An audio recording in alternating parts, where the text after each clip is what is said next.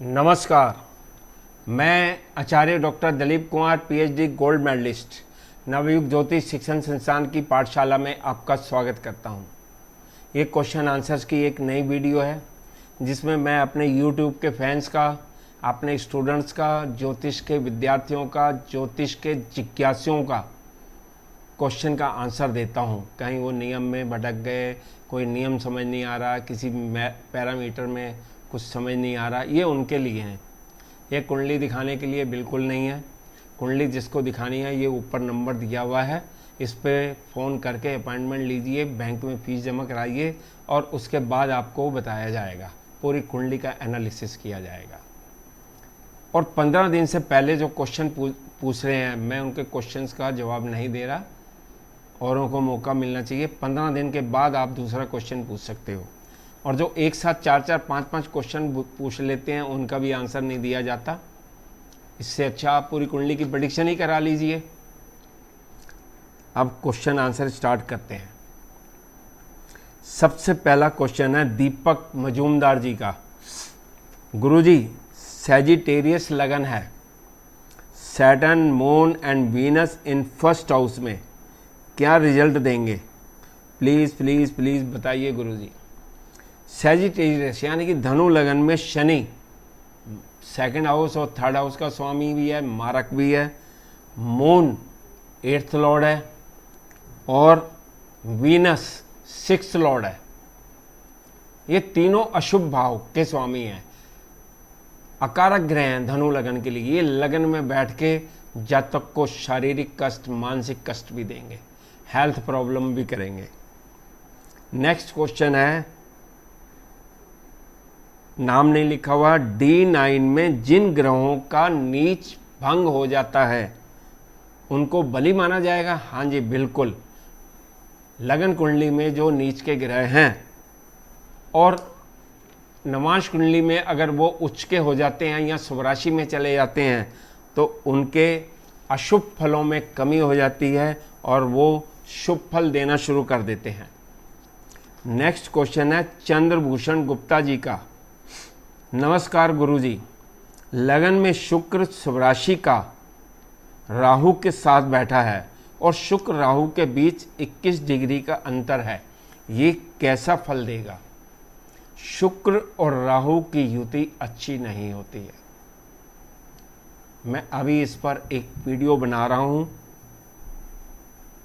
और उसमें 12 भावों में शुक्र राहु का क्या फल होगा और कुंडली में शुक्र राहु का फल क्या होता है वो बताया जाएगा। शुक्र राहु का लगन में बैठना दोनों का एक साथ अशुभ फलदायक है। हालांकि डिग्री का अंतर बहुत ज़्यादा है।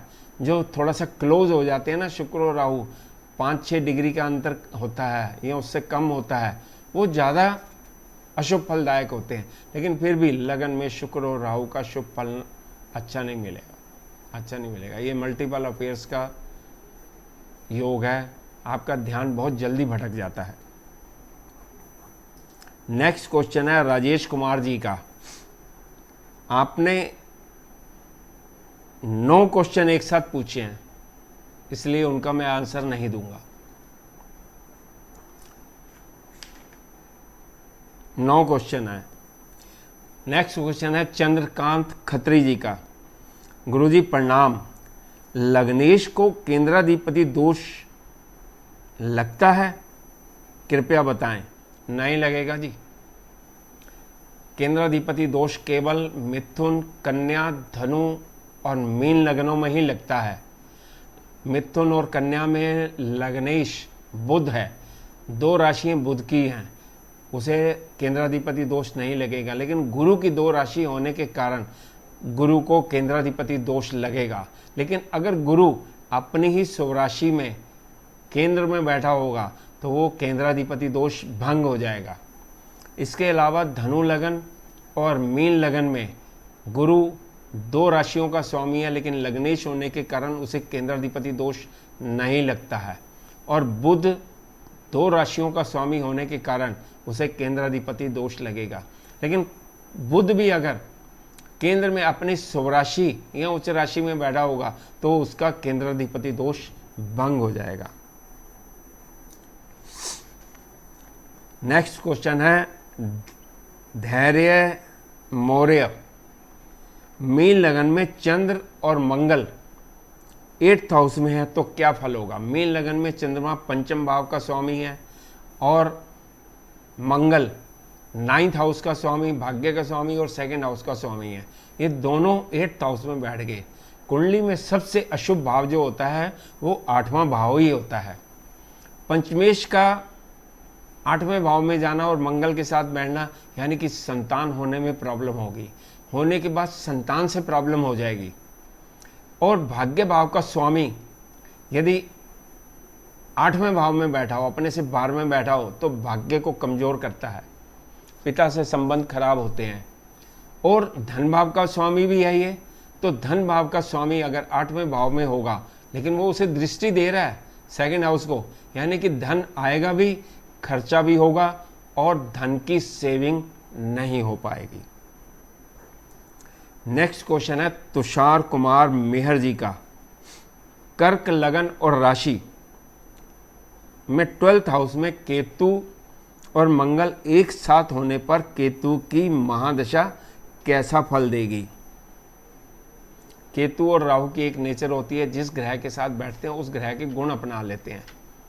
अब यहाँ पे 12th हाउस में केतु मंगल के साथ बैठा हुआ है और मंगल कर्क लगन में योग कारक ग्रह है, यानी कि केतु में भी मंगल के गुण आ गए। अब ये मंगल का प्रभाव ही देगा, यानी कि शुभ फल देगा। विदेश यात्राएं भी कराएगा आपको, भाग्य भी अच्छा कर देगा। विदेश यात्रा के लिए तैयारी कर लीजिए। नेक्स्ट क्वेश्चन है देवा स्मिता सतपति जी का। गुरुजी प्रणाम। मकर लगन में 4th हाउस में शनि नीच का है और 10th हाउस में सूर्य और शुक्र बैठे हैं, तो यानी कि सूर्य भी नीच हो गया, लेकिन शुक्र अपनी स्वराशि का बैठा तो सूर्य का नीच भंग हो गया। आपने पूछा शनि का नीच भंग राजयोग है या नहीं है? सूर्य का तो नीच भंग हो गया, शनि का नीच भंग नहीं हुआ जी, शरीर उसका नहीं हुआ। अगर उसे राशि का स्वामी मंगल दृष्टि दे रहा हो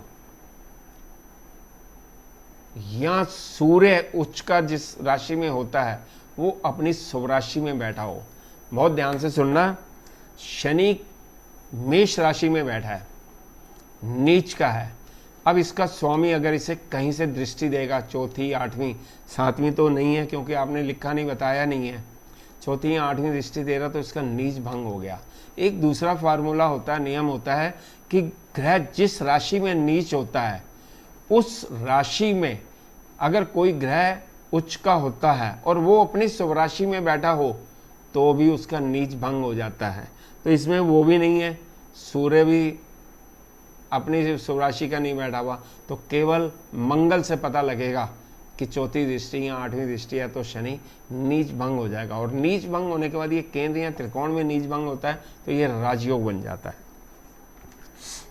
नेक्स्ट क्वेश्चन है देव सैनेगर जी। गुरुजी प्रणाम, आप इसे पढ़ें। 5th भाव में अष्टक वर्ग में 19 बिंदु हैं तो क्या कभी भी मुझको प्रेम नहीं मिलेगा?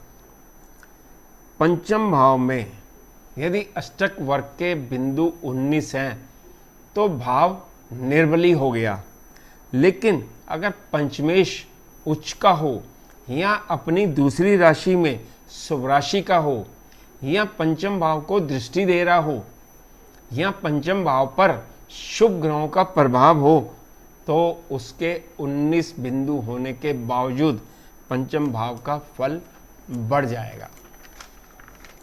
इसके बाद है किंग टाइगर 86। 6th हाउस में शनि अगर वक्री हो तो क्या होगा? 6ठा भाव रोग भाव है, त्रिक भाव है, त्रिशडाय भाव भी है। त्रिशडाय भावों में 3रे, 6ठे और 11वें में अगर अशुभ ग्रह बैठे हों, पाप ग्रह बैठे हों तो वो ज़्यादा शुभ फल देते हैं। अब ये शनि आपको आपके शत्रुओं से छुटकारा दिलाएगा। लोन नहीं होंगे, कर्जा नहीं होगा, रोग होने की संभावना कम हो जाएगी। अगर ये लग्नेश है तो फिर तो रोग दे देगा, अदरवाइज तो बहुत अच्छा है। छठे भाव में पाप ग्रह बहुत शुभ फल देते हैं। ये शत्रु हंता योग होता है। कोर्ट कचहरी में विजय प्राप्त होती है। लिटिगेशंस में आपको सफलता बहुत मिलेगी। नेक्स्ट क्वेश्चन है राहुल पाठक जी का। गुरुजी प्रणाम।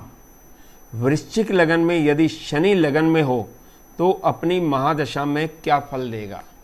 वृश्चिक लगन में शनि लगन में बैठा हो, ये लगन को लग्नेश मंगल को शत्रु मानता है, तो ये अपनी दशा अंतरदशा में बुरे फल देगा, अशुभ फल देगा, मानसिक पीड़ा दे देगा, टेंशन दे देगा और स्वास्थ्य खराब करेगा।